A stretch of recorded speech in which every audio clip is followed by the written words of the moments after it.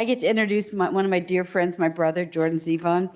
And I absolutely love Jordan. He is the national spokesperson for ADAO. He probably does not want to be here. He's doing it because he loves ADAO. And he has an amazing voice, and he has a story to tell, and he has never presented before. Isn't that true? I don't. Are you kidding? You sure? Well, let's put it this way. What do you say? Let's start this all over again from the top. It was September 7th, 2003, and I went to a barbecue with my future wife, future ex-wife, and I didn't take my phone with me. 2003, I had a flip phone. I wasn't a businessman. I didn't really think about it. Last conversation that I had had with my father, he told me he was scared. And I know that that was difficult, and I appreciated it because I was scared too. But I also wasn't the one that was going to die. So I went to the barbecue, and everything seemed normal.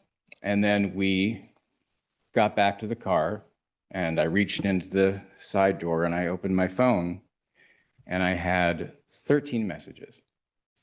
And I knew that that wasn't good. And so I started going through my voicemails. And it started with panic. My dad's best friend, Ryan, who had been with him, said, "You've got to get here. Hurry, you've got to get here now." About halfway through, it starts calming down a little bit. "Jordan, you need to call, you need to call." By the last message, it was somber. It was just, "Call us when you're ready, when you get this." So I knew he was gone. I was driving, I waited till I got over the hill. I called and I said, "He's gone, isn't he?" And she said, "Yes."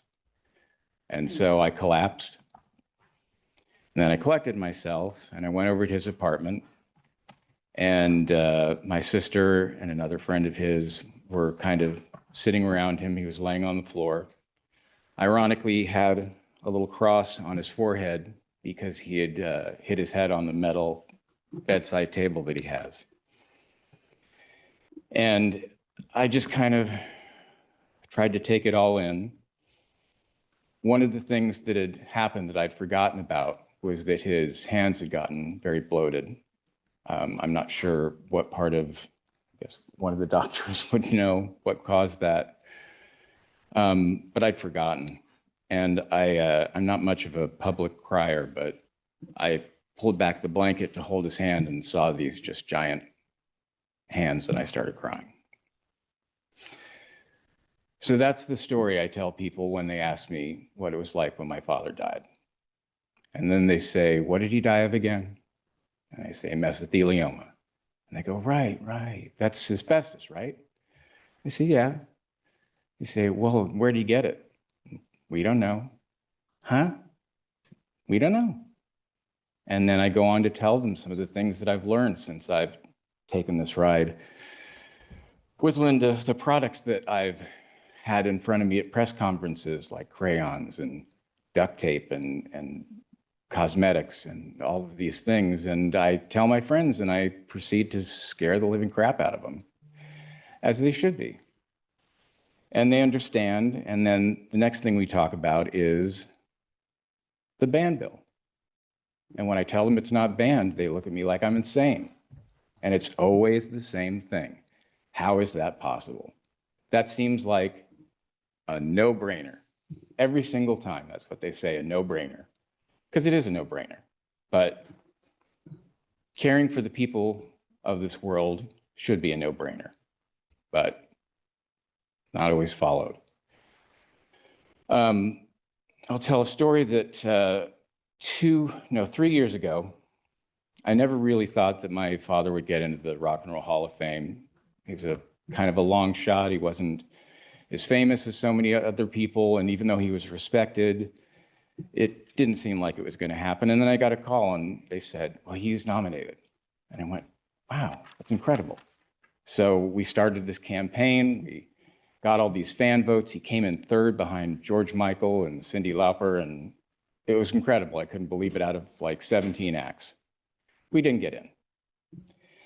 And then the next year, we didn't even get nominated. So I gave up. I figured that was it. This year, some guy calls me from Billboard magazine. He says, "Can I get a quick interview with you?" I'm like, "Sure, why?" It's like, "Well, your dad got into the Rock and Roll Hall of Fame." "What do you mean he's in?" He's in as an early influencer. He's not even like part of the nomination process. The reason I say this is because the bill gets reintroduced next month. This month. Very soon. In an administration that, not to get political, but doesn't seem to give a shit about human beings, this might be the weirdest time for it to go through. You never know. That's the point. You just never know.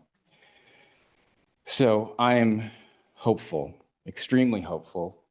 And, as with anything in life, I will curb my enthusiasm and hope as much as I can.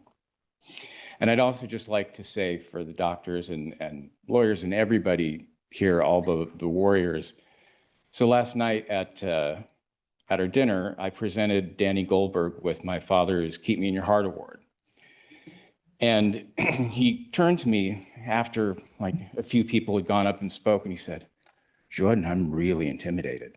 I mean, these are incredible, incredible people." Now, I had a whole joke where I was going to bring out his resume and say, like, thump it onto the table and make a big deal out of it, because the guy discovered Nirvana. He was president of Warner Brothers. He was president of Atlantic. He worked for Led Zeppelin's record label in '73. He was the ACLU chair for LA or California, I think it was. I mean, he even was the music supervisor for the Dirty Dancing soundtrack, which I would live my whole life on. Time of my life. But I could tell that he was in such awe of what you all do, and the stories that he was hearing, and the first responders. And I mean, I just made a judgment call to skip it, and I just saw him go. So just know that you don't get the hero treatment, the accolades, the front pages that you deserve, but another friend of mine who came with me, she had the same effect. I realized I'd gotten spoiled, that the work that you do and the time that you put in and all the effort that you've put in over the years, it is mind-boggling, it is impressive, it is astounding, and it is, it's beyond words. So all I can say is thank you, truly. And thank you all. I'll let you guys talk.